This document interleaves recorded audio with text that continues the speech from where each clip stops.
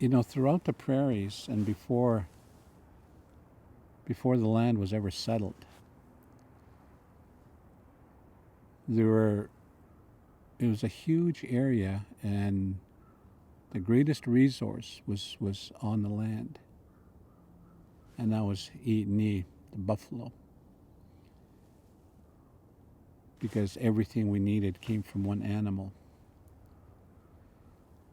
But right throughout the prairies, and this has been recorded where um,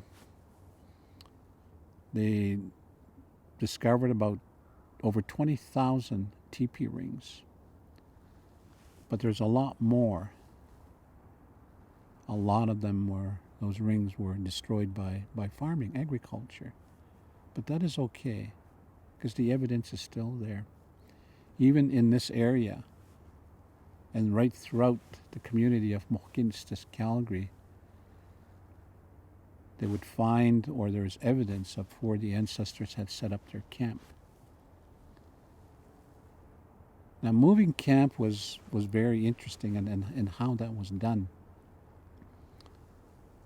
But they always go back to an old camp where they camped before,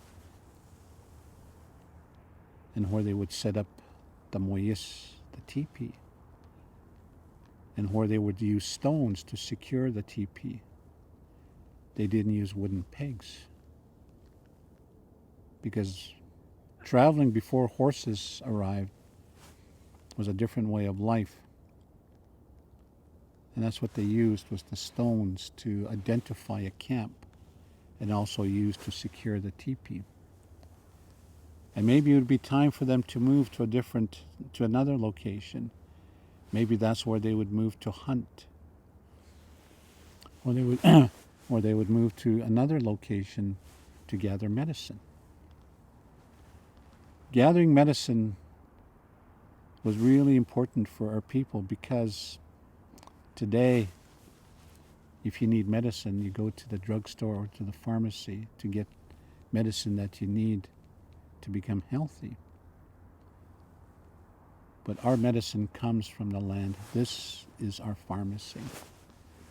Going out on the land and to know exactly where to go to gather medicines that we need.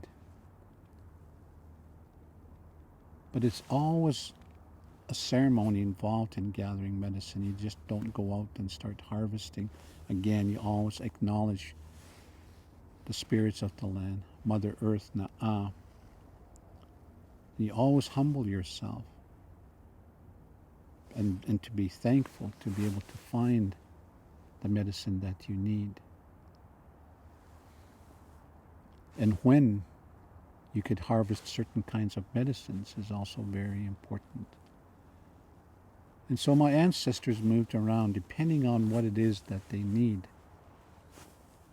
And then maybe when winter, they would go to an area, probably, maybe it's very similar to where we are here today.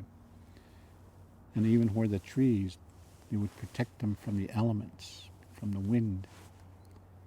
And also there's a lot of wood for their campfires, and also very close to water. And also food. There's a lot of game. And so they knew exactly where they wanted to be for very specific, reasons or purposes, where they need to be on certain parts of our land for whatever it is that they need, and they would move their camp. And so that's why the environment and being out on the land, even out on the prairies, is a way of life that I guess was a way of life and how they survived, because they knew how to survive. And they would leave circles behind. Sometimes you would find spokes, and those had a purpose too. Because our way of telling time, especially for the year, is different. And where the sun and the seasons and the winter and summer solstice is very important, in the spring and fall equinox. We always go back to the quarters and where all of our lessons come in for us. Because that was a way of life, and how we shared those lessons and teachings is based on what we see and what we experience. So that was a way of life that the ancestors lived.